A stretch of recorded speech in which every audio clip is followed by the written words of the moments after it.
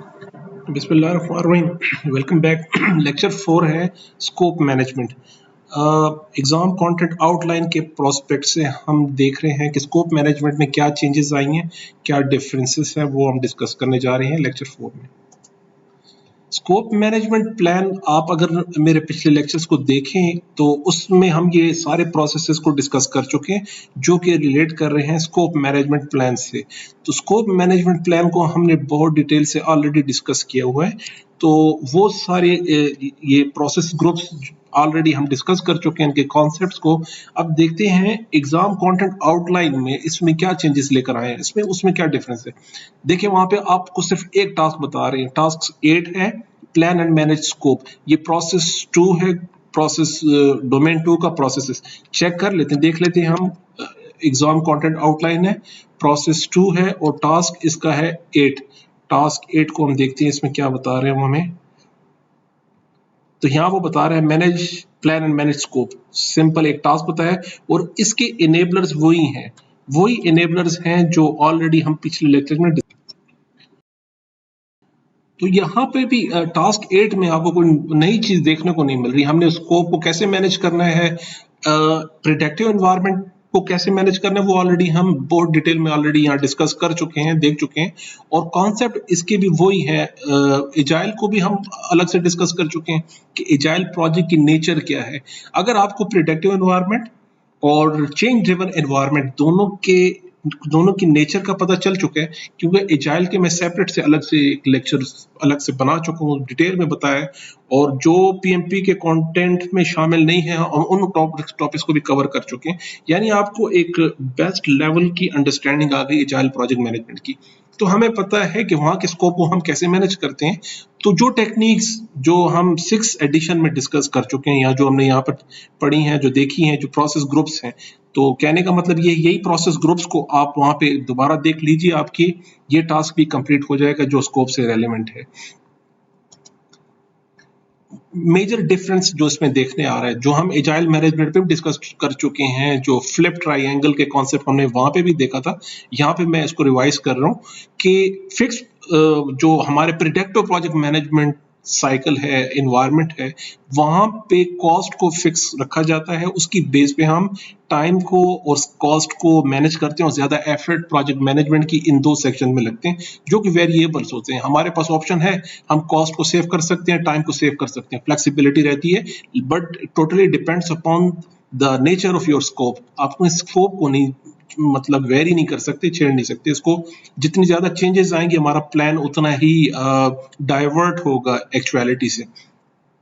Agile project में हम कह रहे हैं कि cost and time already contracted होते हैं। हम छोटे छोटे जो छोटे पार्ट्स होते हैं, स्प्रिंट्स होते हैं, उनके कॉन्ट्रैक्ट लेके काम को लेके चलते हैं। तो यहाँ ज्यादा जो वरी है आपको इस एरिया में नहीं है, आपको ज्यादा एफर्ट करनी होती है अपने स्कोप को मैनेज करने में, मैक्सिमम बेस्ट प्रोडक्ट प्रोड्यूस करने की कोशिश करते हैं हम स्कोप के अंदर जो वेरी है। अच्छा, अब जो स्कोप से रेलेवेंट टास्क है वो एक्चुअली वही प्रोजेक्ट मैनेजमेंट के टास्क हैं जो ऑलरेडी हम यहाँ डिस्कस कर चुके हैं। ये सारे प्रोसेस ग्रुप जो हमने डिस्कस किए हैं वो उसी टेक्निक्स को, उन्हीं कॉन्सेप्ट को हम स्कोप मैनेजमेंट को मैनेज करने के लिए अप्लाई करते हैं। तो इसमें नई चीज कुछ भी नहीं है, वही लेक्चर्स हैं, लेकिन फ्लिप ट्राइएंगल का कॉन्सेप्ट हम पहले भी डिस्कस कर चुके थे। तो एजाइल प्रोजेक्ट मैनेजमेंट में आप देखेंगे वहां पर हमने डिस्कस किया, लेकिन दोबारा रिवाइज कर रहा हूं कि ट्रेडिशनल प्रोजेक्ट मैनेजमेंट में और एजाइल के ट्राइएंगल में, ट्राइएंगल ऑफ कंस्ट्रेंट्स में डिफरेंस क्या था। तो डिफरेंस, मेजर डिफरेंस यही है कि यहाँ पे हमारी ज्यादा एफर्ट अपने स्कोप को मैनेज करने में लग रही है। बाकी कॉन्सेप्ट उनको उसी तरह रखेंगे और टेक्निक चेंज हो जाएंगी, यहाँ पे फ्रेमवर्क मेथोडोलॉजी चेंज हो जाती है कि यहाँ के जो अप्रोच है प्रोजेक्ट्स को, एजाइल के प्रोजेक्ट को, स्कोप को कंप्लीट करने की, वो टेक्निक और मेथोडोलॉजी जरा डिफर कर दी है। इसमें नया कॉन्सेप्ट जो स्कोप से रेलेवेंट था वो है टाइम बॉक्सिंग कॉन्सेप्ट, जिसको हम स्प्रिंट्स कह रहे हैं। स्प्रिंट्स यानी छोटे कंपोनेंट्स को, ये रिक्वायरमेंट्स को ही कहते हैं। रिक्वायरमेंट का एक बैकलॉग हम बनाते हैं अपने स्कोप को कंप्लीट करने के लिए। हम कुछ बैकलॉग्स बनाते हैं रिक्वायरमेंट में, फीचर्स की फॉर्म में, कि मुझे ये सारे रिक्वायरमेंट कंप्लीट करने। तो हर रिक्वायरमेंट को हम एक कंप्लीट आइट्रेशन से गुजारते हैं, यानी कंप्लीट सॉफ्टवेयर डेवलप करते हैं जिसमें वो फीचर नजर आता है, फिर दूसरा फीचर उसके अंदर ऐड करते हैं और कंप्लीट प्रोजेक्ट को कंप्लीट करते हैं एक स्प्रिंट्स की फॉर्म में, आइट्रेशन में। उन्हीं प्रोसेसेस को आप लेके चल सकते हैं, यानी प्लान से लेकर क्लोजिंग तक भी लेके जा सकते हैं, या स्पेसिफिक इंडस्ट्री से स्पेसिफिक कोई प्रोसेसेस था आपने उसको फॉलो किया, इट डजंट मैटर, लेकिन आपने कंप्लीट प्रोजेक्ट को आइट्रेशन में लेके चलना है और स्प्रिंट्स के फॉर्म में लेके जाना है। तो यहाँ वर्ड जो स्प्रिंट यूज हुआ है, ये स्प्रिंट है, इसी की मीनिंग यही चीज यूज होती है minimum viable product, MVB। Sprint actually most relevant है स्क्रम प्रोजेक्ट मैनेजमेंट से। तो ये टर्म्स ये स्पेसिफिकली यूज किया जाता है स्क्रम मैनेजमेंट के लिए। उसके अलावा जो कंपोनेंट्स हैं प्रोजेक्ट के, जो मिनिमम, जिनको हम स्प्रिंट्स नहीं कहते लेकिन सिर्फ कहते हैं मिनिमम वायबल प्रोडक्ट का वर्ड यूज करते हैं, तो वो भी यही सेम स्प्रिंट का है। यानी हम आइट्रेशन में प्रोजेक्ट कंप्लीट करेंगे, उसका रिजल्ट देखेंगे, फीडबैक देखेंगे, उसमें जो डिफरेंसेस निकल आए, उसमें जो प्रॉब्लम निकल आए, कोई वेरिएंस निकल आए, उनको हम एकोमोडेट करके अगले स्प्रिंट्स की तरफ जाएंगे।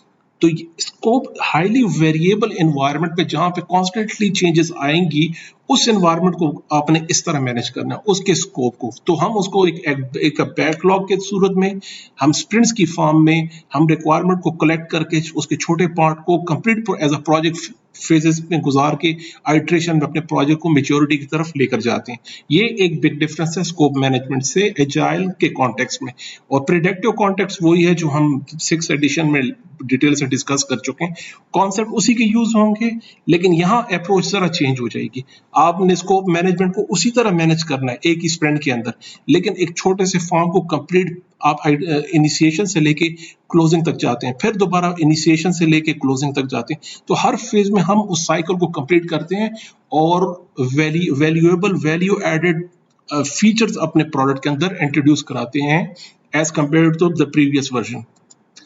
Thank you so much. कोई क्वेश्चन आपका है प्लीज कांटेक्ट में रहिए, मेरा ईमेल एड्रेस ये है, कमेंट्स भी कर सकते हैं आप मुझे। Thank you so much. अगले लेक्चर में मिलते हैं। अल्लाह हाफिज।